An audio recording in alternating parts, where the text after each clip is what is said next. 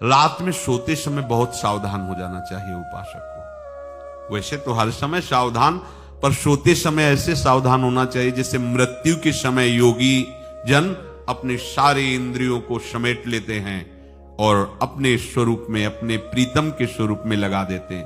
तुम रोज शयन के समय ऐसा अनुभव करो, मैं नींद में जा रहा हूं या मृत्यु में जा रहा हूं, इसमें कोई फर्क नहीं पड़ता। पता नहीं आंख खुले कि ना खुले। कितने ऐसे हैं कि सोते ही रह गए।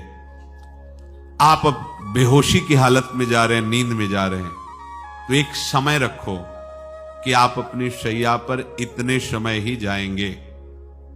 एक नियत समय रखो। हमने देखा है साधुकों का एक समय होता है कि 10 बजे हमें लेट जाना है, सोना नहीं, लेट जाना है और लेटे हुए भगवत चिंतन करना। अब जब सो गए तो सो गए, नहीं सो गए तो उसमें हमें टेंशन नहीं लेना। अभी नींद नहीं आई, 10:30 बज गए, 11 बज गए, ये नहीं। आंख मूंदी, मंत्राकार वृत्ति, तो बिना नींद की गोली के सो जाओगे। यह है ऐसा। भजन में मन लगाओ, सो जाओगे। जिनको नींद ना आती हो उनके लिए सही दवा है, आप नींद का चिंतन न करके प्रभु का चिंतन करने लगो। देख लेना आप कब सो गए पता नहीं चले।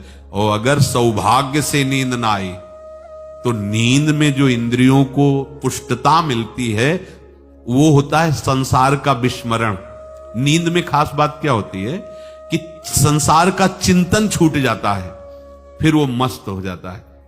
उसमें जो ऊर्जा शक्ति वो जागृत होती। संसार के चिंतन से ऊर्जा शक्ति नष्ट होती, तो 4 घंटे 5 घंटे संसार के चिंतन से रहित पड़ा रहा सुषुप्ति में, तो उसे ऊर्जा शक्ति फिर आ गई।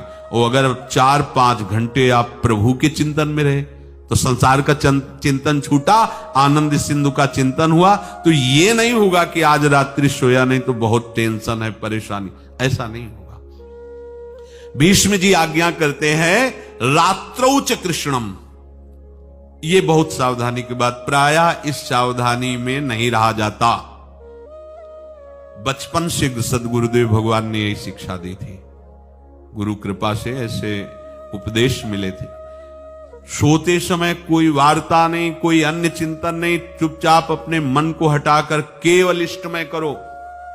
कब नींद आ जाती है इसकी चिंता मत करो, इष्टाकार वृत्ति करके ही सोना चाहिए। तो आगे जो लिखा है पुनरुत्थिताये, जब उठो तब वैसी वृत्ति, तो कुछ दिन बाद स्वाभाविक हो जाएगी, स्वाभाविक हो। अपने तो इतना तक देखा है कि जैसे आधा पद में होश रहा और निद्रा आ गई, तो जब चेतना आई तो उसी पंक्ति से जहां से होश गायब हुआ था उसी पंक्ति